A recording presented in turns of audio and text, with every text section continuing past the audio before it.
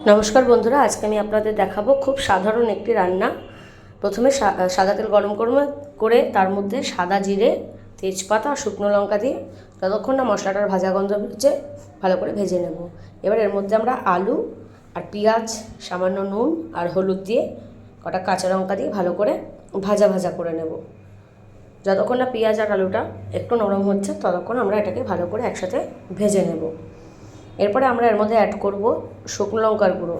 শুকনো লঙ্কার গুঁড়োটা দেওয়ার পরে আমরা সব কটা একসাথে ভালো করে মিশিয়ে নেব।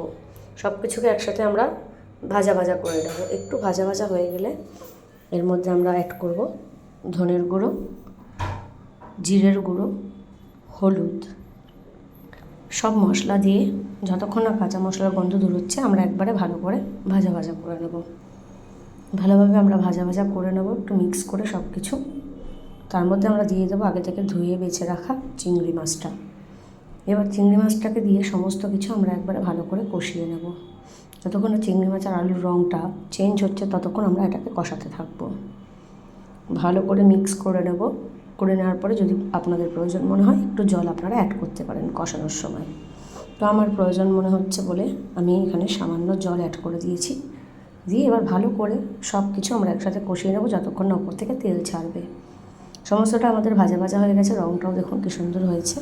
এবার আপনারা আপনাদের স্বাদ অনুযায়ী গ্রেভিও করতে পারেন, ঝোলও করতে পারেন। আমি যেহেতু ঝোল করবো তাই আমি পরিমাণ মতো ঝোল দিয়ে দিয়েছি। এবার দিয়ে দিলাম একটু গরম মশলা। ভালো করে ফুটে গেলে এত সুন্দর একটা গন্ধ বেরোবে, জাস্ট ফাটাফাটি। গরম ভাতে জাস্ট ফাটাফাটি। অবশ্যই বাড়িতে একবার ট্রাই করবেন।